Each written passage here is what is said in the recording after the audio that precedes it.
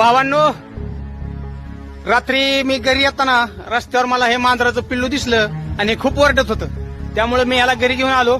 घरी आल्यानंतर मी ह्याला दूध ठेवलं आणि आज सकाळी उठल्यावर मी गायांच्या दारा काढल्या आणि बादली अशी केंडापाशी आणून ठेवली. म्हणजे आता त्या मांजराच्या पिल्ल्याला वाटी आणून वाटीत थोडं दूध वाटावं आणि मग केंडात दूध वाटावं. तोपर्यंत मित्रांनो ही पिल्लू बादलीवर चढलं आणि डायरेक्ट दुधात पडलं.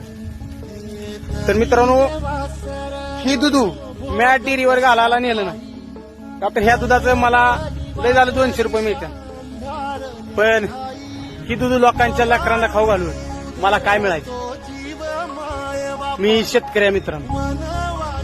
आपल्या बी घरी लहान लहान लेकरं असते ती, लोकांची बी लहान लहान लेकरं ती. तर त्यांना ही घाण झाल्यावर दूध घालून पाप करण्यापेक्षा मी हे दूध टाकून देणार आहे मित्रांनो. कारण 200 रुपयानं मी करोडपती होणार नाही आणि भिकारी बी होणार. पण असलं घाण दूध लोकांच्या लेकरांना कधीच पाजणार.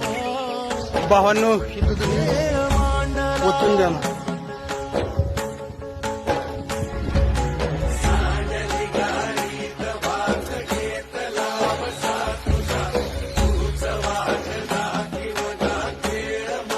शेतकरी आम्ही एखाद्याला काही बी खाऊ घालून पैसे कमवणं आम्हाला कधीच जमलं. अरे शेतकरी मोठं मन त्या दुनियेत दुसरं कोणाचंच नाही.